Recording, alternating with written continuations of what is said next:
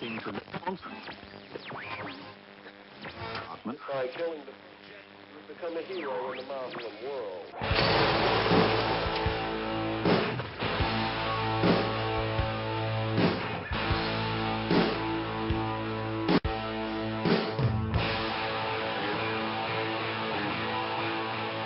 That candidate who can take on, I predict, Hillary, be ready for Hillary, and show the nation what it's going to take to get the country back on the right track. Because we can't afford status quo. Status quo lately has been Latin for, man, we're getting screwed. And status quo got to go. So any interest? Of course. Yeah? I mean, of course, when you have a servant's heart, when you know that, there's opportunity to do all you can to put yourself forward in the name of offering service, that anybody would be interested. So, are you throwing your hat in the ring? It doesn't necessarily have to be me, though. But, no, America definitely is ready for real change. Authorities in the eastern Ukrainian port city of Mariupol say the city has come under fire from anti-government forces. However, the self-proclaimed authorities are denying these accusations. Let's get more now with RT's correspondent in the region, Roman Kozarev, right now.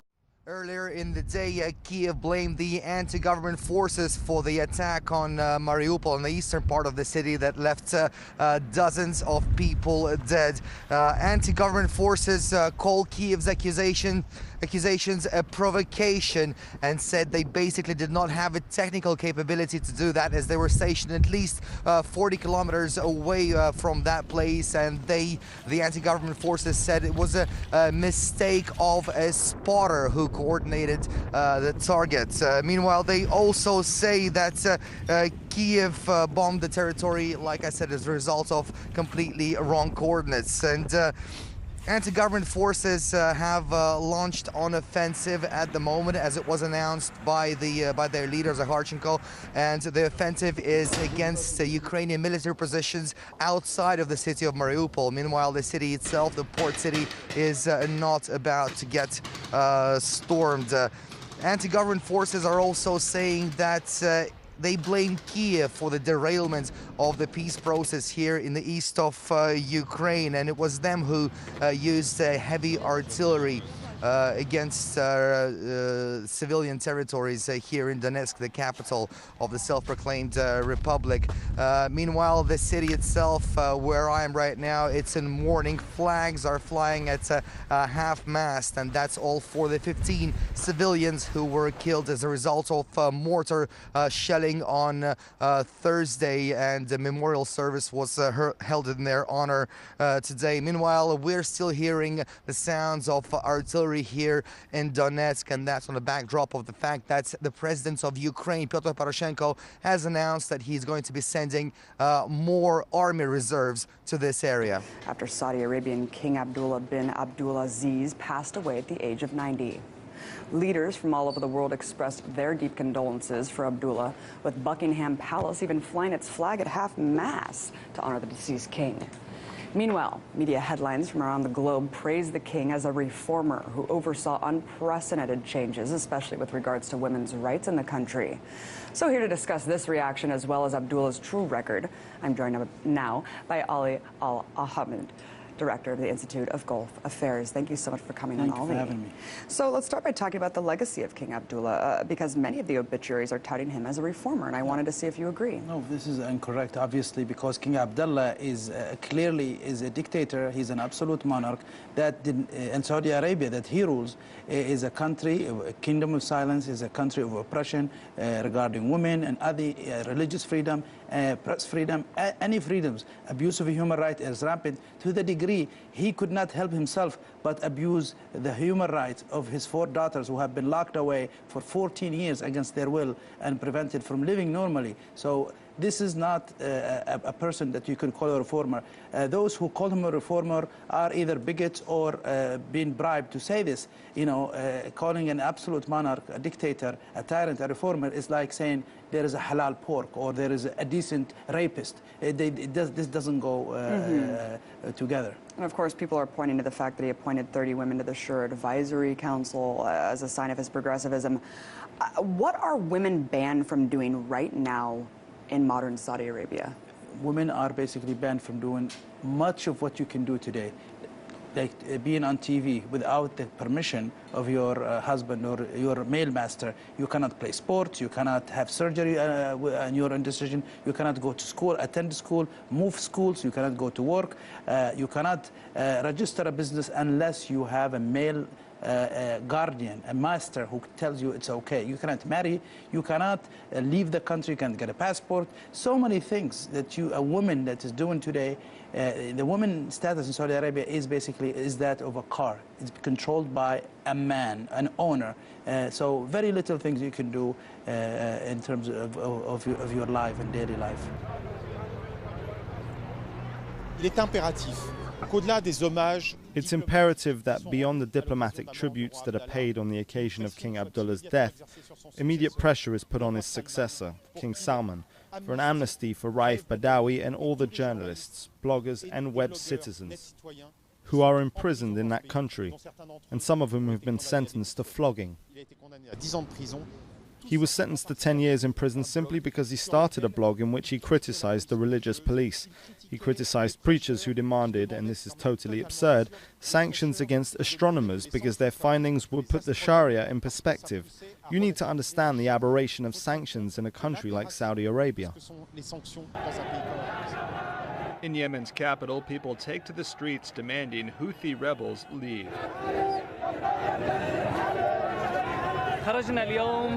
We are protesting now to overthrow the armed militias and kick them out of the capital, Sana'a.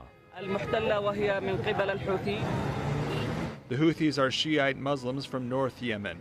They have taken control of most of the capital, leading to the resignation of the president and parliament. Protesters denounced both the Houthis and the mainly Sunni Al-Qaeda, whose Yemen franchise is one of its most dangerous. Many protesters also believe the Houthis are in league with former President Ali Abdullah Saleh, who was toppled in 2011 during the Arab Spring. Fresh round of protests are taking place in Cairo and other cities across Egypt, 2 days ahead of the 4th anniversary of the January 25th revolution. Protesters chanted slogans calling on people to participate in ceremonies commemorating the 2011 revolution and revive their spirit and demands. We all took to the streets during the revolution to put forward our demands, on top of which was the trial of all Mubarak-era corrupt officials. But unfortunately, the current regime is even more corrupt. The protests were led by the anti-coup coalition, made up of mainly Muslim Brotherhood members. They said this anniversary will be a day of anger geared against the current regime. They say it has hijacked the revolution and is working against its objectives. 4 years on a revolution and justice has not been attained for all those who were killed and unlawfully detained. Also, all the corrupt officials, including Mubarak and his 2 sons, are getting acquitted. Who killed all those people then?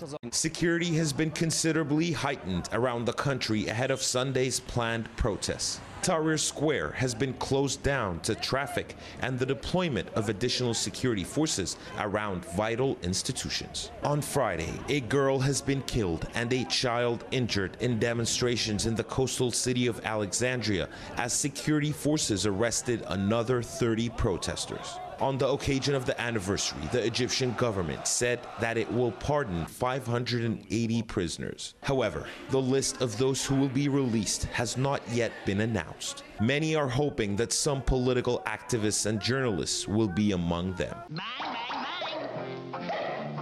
bang. Oh, howdy, partner. Time for timer. Do you ever get that hungry feeling after school? Boy, I do. I'm so hungry, I could eat a wagon wheel.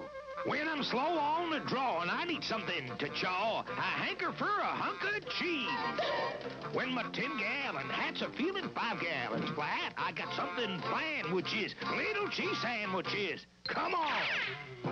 Here's a great little snack to tide you over till dinner. If you want something delicious and nutritious, cheese is a super snack. Look, a wagon wheel. When my get up and go has got up and went, I hanker for a hunk of cheese. When I'm dancing, I hold down and my boots kind of slow down, or anytime I'm weak in the knees.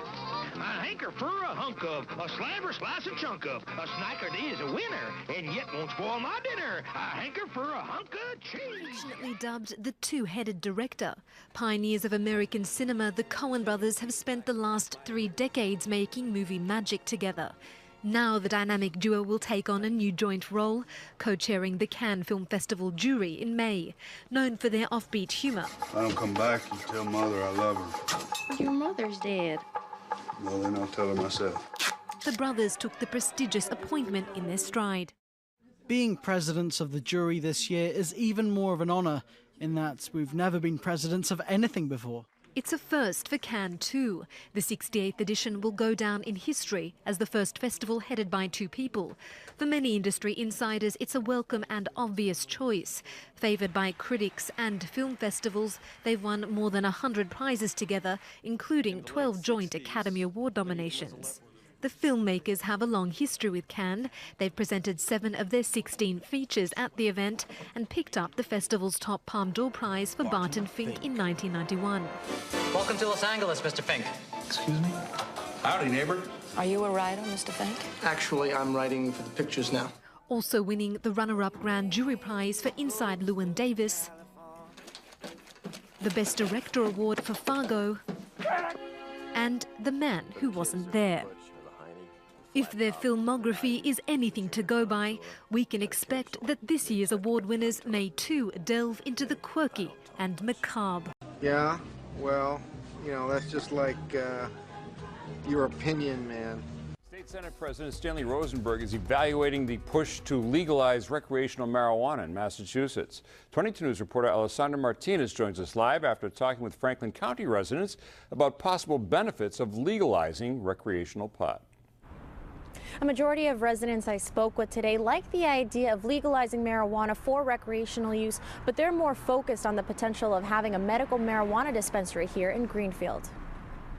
Senate President Stanley Rosenberg is investigating Massachusetts' approach to regulating marijuana.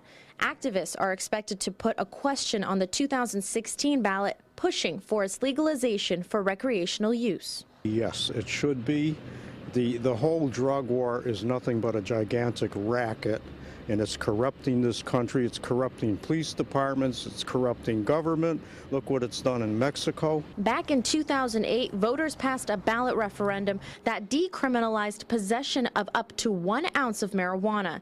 In 2012, voters passed a new law creating a medical marijuana program. This is 7 Legion Avenue in Greenfield, and the state's Department of Public Health is considering making this building a medical marijuana dispensary beginning in the summer, something that Greenfield residents are looking forward to more than approving marijuana for recreational use. Here in Franklin County, there is no access. Even though it's been legalized for however long now in this state, there's no access, and I'm really concerned. The Legion Avenue location has advanced to the inspection phase, the final stage before a license is granted. Governor Charlie Baker has said he will always oppose legalizing marijuana for recreational use. This Arvada teenager who turned on the U.S. and was caught on her way to join ISIS, learning her fate in a Colorado courtroom. Shannon Conley pleaded guilty to terrorism charges following her arrest last year. 7 News reporter Jennifer Kowaleski just getting out of the courtroom with how much time she'll spend in prison. Jennifer? Eric, Shannon Connolly was sentenced to 4 years behind bars. She will get credit for time served, which is about 9.5 months she spent behind bars before sentencing today. The sentencing, it was a very long day in court, almost more than 3 hours when it was all said and done. The prosecution spent about 45 minutes talking with the judge, talking about how serious the allegations and the crimes that Connolly committed were. In the end, the judge sided with the prosecution, giving her those 4 years in prison, which is what the prosecution had originally recommended or were asking for when they went into the sentencing hearing. On the other side, the defense was asking for a year and a day. The judge obviously not agreeing with that side and giving her much more time behind bars. The main reason he said this was that it was public safety and the threat that she may hold in the future to society, and that it was his obligation to ensure that it was not only a deterrent, but that the concern for public safety made it so that she was spending enough time behind bars to make sure that there would be no future threat or she would commit some other sort of crime. The other thing we did also, Connolly addressed the court. This is the first time we've heard from her since these allegations surfaced, and she was arrested at DIA back in April. She was emotional. I have to say, throughout the court, she was not very emotional, didn't show a lot of emotion when either sides were talking about her, but when she did address the judge, she was emotional right off the bat. In fact, she even had to take a break at one point to kind of compose herself. She apologized and said she was embarrassed for her arrogance and asked the judge and the court to not consider her a threat and give her a chance to prove that to society. Obviously, the judge gave her a pretty significant sentence, as well as 100 hours of community service. She will also have 3 years of supervised probation once she gets out of A San Diego rapper who goes by Tiny Do, his real name is Brandon Duncan, is facing 25 years to life after a shooting took place, or a number of shootings took place in the San Diego area in 2013. Now, was Brandon Duncan tied to those shootings? No. Did he ever pull a trigger and kill anyone? No. Does he have a criminal record? No. So why has he been behind bars for the last 8 months of his life?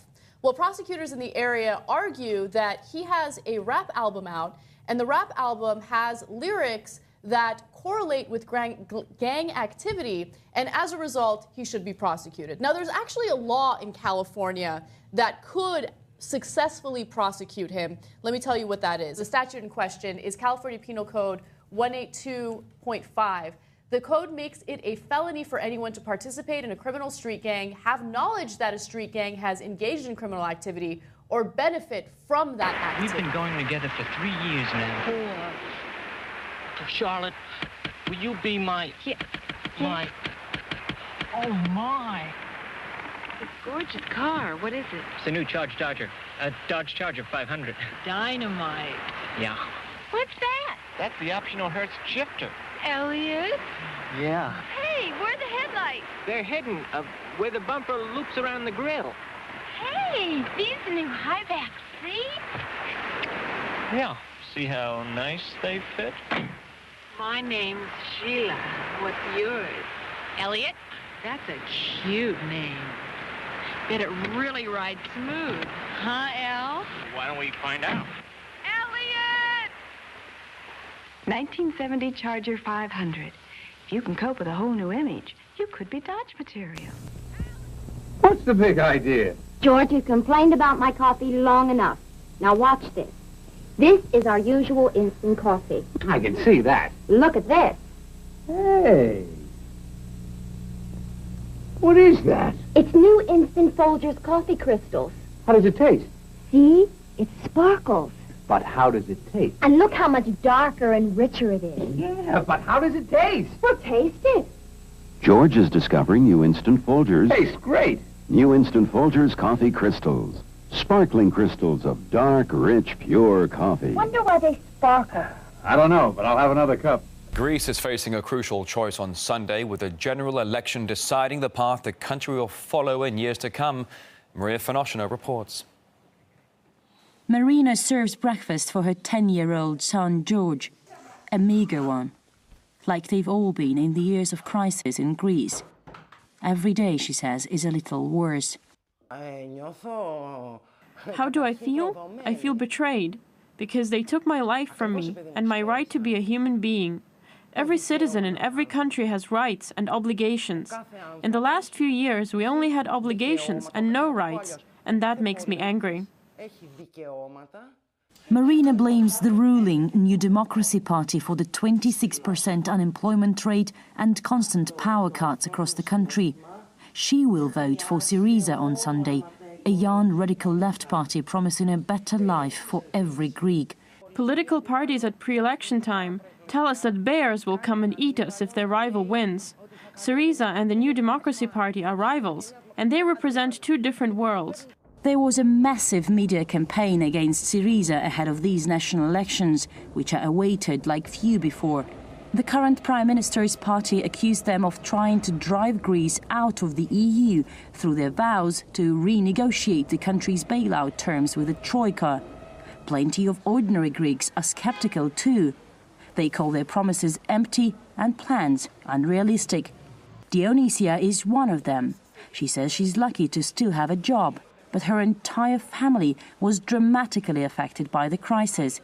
Even so, she believes Syriza offers little for them.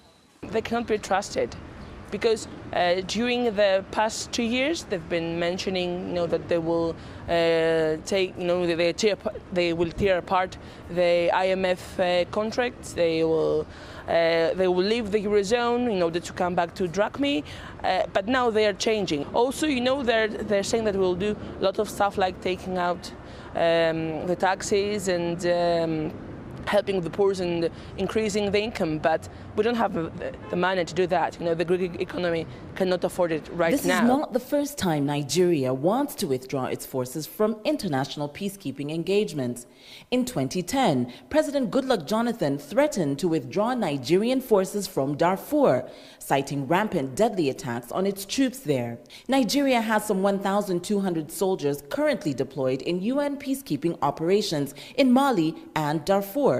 It has already told the UN of its intentions to pull out forces. There is a need for a troop surge in operational areas which may require recalling Nigerian troops from peacekeeping missions abroad to enhance the operational capabilities of the Nigerian military. The UN is said to be in negotiations with other countries to supply troops to replace Nigerian troops. Nigerian forces have been outgunned and outnumbered on several occasions by Boko Haram insurgents in daring attacks. In some instances, soldiers have abandoned their base, leaving a stockpile of weapons in the hands of Boko Haram. But government officials here now say the pullout is meant to plug that gap. But Omeri says the crimes in Baga and elsewhere will not go unanswered. The government would work to verify further claims contained in the said video, but wish to assure that crimes committed against Nigerians and Nigeria in Baga or anywhere else will not go unpunished. The worst, or perhaps the most embarrassing account, is the recent attack on Baga. Soldiers faced with a fierce Boko Haram offensive fled the base, abandoning huge stockpiles of weapons. Nigeria's government put the death toll at 150, but rights organizations say the figure could be higher. In a video released on Tuesday, Boko Haram leader Abubakar Shekau is seen posing next to huge stockpiles of weapons, allegedly captured from the international military base in Baga. He goes on to threaten that weapons are enough to annihilate Nigerians. The Islamic insurgents have lately stepped up attacks in Nigeria and scaled up cross-border attacks, especially in Cameroon. They have killed thousands and displaced close to 1 million Nigerians. We turn now to news that the Justice Department does not plan to bring civil rights charges against police officer Darren Wilson for shooting unarmed African-American teenager Michael Brown in Ferguson, Missouri. On Wednesday, the New York Times reported Attorney General Eric Holder will have the final say, but will almost certainly side with investigators who are recommending no charges. A wider Justice Department probe into Ferguson police over reports of racial profiling in traffic stops and use of excessive force remains underway. Meanwhile, a judge has rejected an NAACP Legal Defense Fund request for a new grand jury to consider criminal charges against Wilson. The group raised concerns over the actions of prosecutor Bob McCullough, including his decision to let a witness provide false testimony. All this comes as President Obama made a single mention of Ferguson in his State of the Union address Tuesday, prompting activists to release their own video on the state of the black union. This is a clip. We recognize that not even a black president will pronounce our truths. We must continue the task of making America uncomfortable with institutionalized racism in hopes that together we can reimagine what is possible and build a system that is designed for blackness to thrive. For more on the news that the federal government does not plan to file civil rights charges against police officer Darren Wilson for shooting Michael Brown in Ferguson, we're joined by Vincent Warren, Executive Director of the Center for Constitutional Rights. Vince, welcome back to Democracy Now! Were you surprised? Not terribly surprised. It's very disappointing because I think a range of people want to have some measure of accountability. But when you actually look at the federal civil rights laws, it's a much harder and higher burden for them to prove these types of charges. They're going to have to essentially show that Darren Wilson intended to violate Mike Brown's civil rights. And there are ways that they can do that by looking at the totality of the evidence, looking at what he said. But I think their view is the evidence just is probably not enough to support that higher burden of proving an intent to do something based on race or to violate his civil rights in that way. It's the challenge. And what about the ongoing investigation of Ferguson by the Justice Department? Well, the Department of Justice has two options. One is the criminal route, which it looks like it's not going to happen specifically with respect to Darren Wilson. But they also have other options, which are civil lawsuits against the Ferguson Police Department for pattern and practice of activities that violate civil rights, excessive force and things like that. So that's clearly something that they're intending to move forward. Beyond that, the Brown family also has the ability to file a civil lawsuit, which is not outstanding for the justice that people want, but it certainly is a remedy that could send a very strong financial message. On this issue of intent, I mean, even if he didn't that morning when he got up say, I want to violate his rights, or even 5 minutes before, once he did that, why is that not sufficient? Well, there are a range of things in life that happen that it's difficult to prove after the fact. And with this situation, you know, it's not, the proof doesn't require him to say the N-word right as he pulls the trigger. However, and you can look at the facts and the circumstances. So whether Mike Brown's hands were up or not would matter. Whether Mike Brown was running away or running towards would matter. So those are the totality of the circumstances that they can begin to look at. However, I think their take is, based on that information that they have, it's going to be very hard for them to issue an indictment in the federal court that would sustain this type of charge, unfortunately.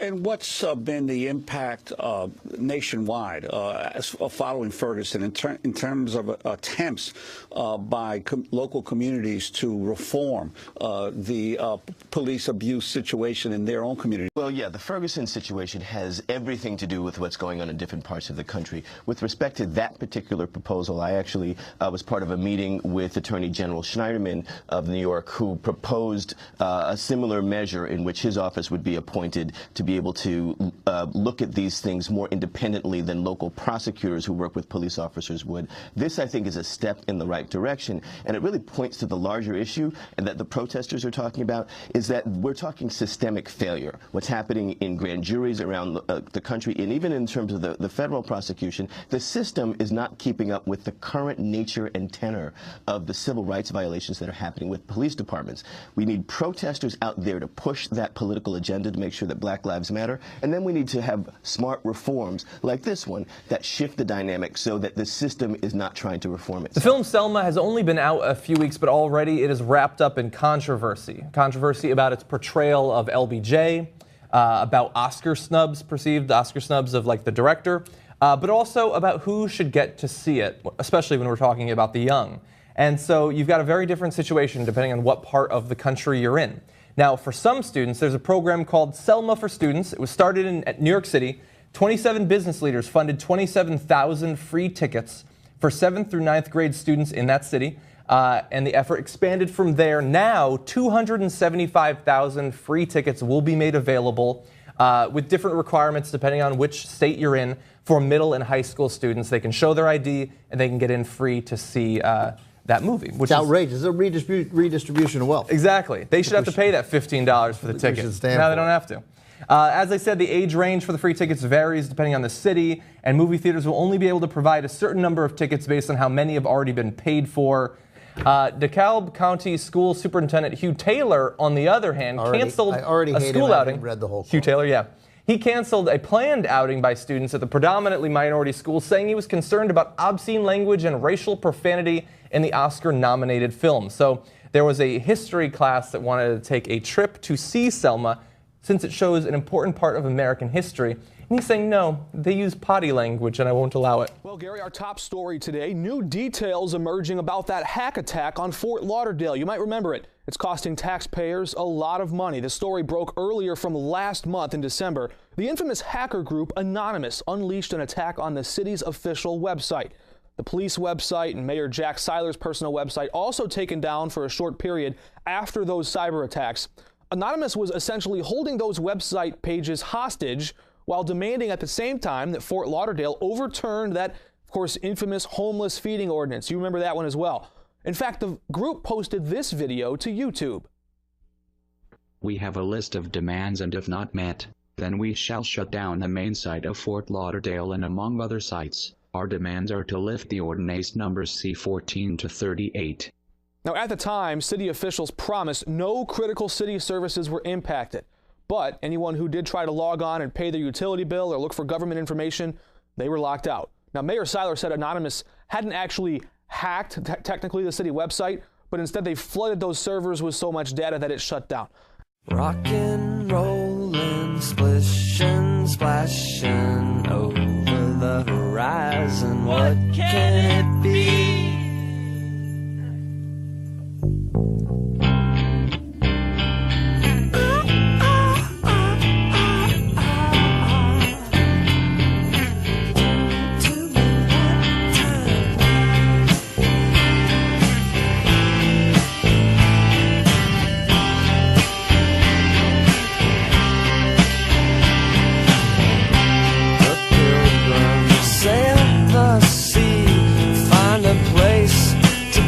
Their own, so free in their little ship. They made vow earth, they hope to find a better home to be. They finally knocked on Plymouth Rock and someone said we're there. It may not look like home, but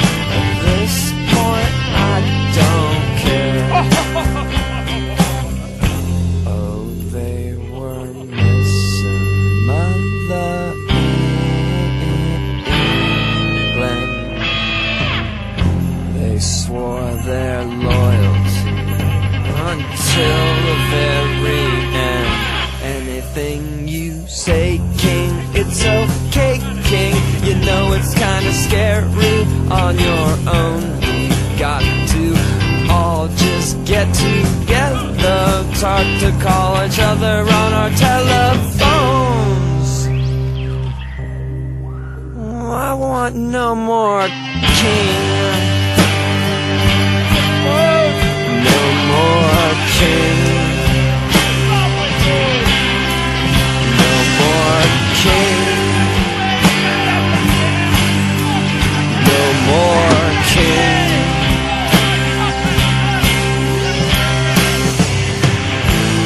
You taxed our property. You didn't give us any choice. Meanwhile, back in England, you didn't give them any voice. That's what I call taxation without representation. And that's not fair. Wrong! It's wrong!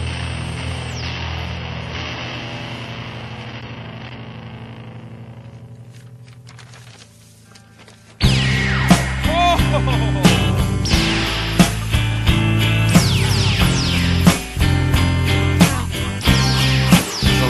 The mistakes you made, King.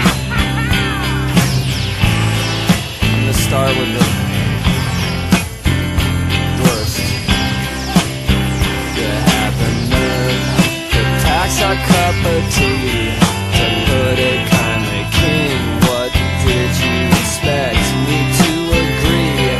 I'm gonna show you why we dumped it in the ocean. With the biggest harbor of tea. King, we're gonna run our things our own way, gonna run our things our own way, gonna run it into the ground. Run our things our own way,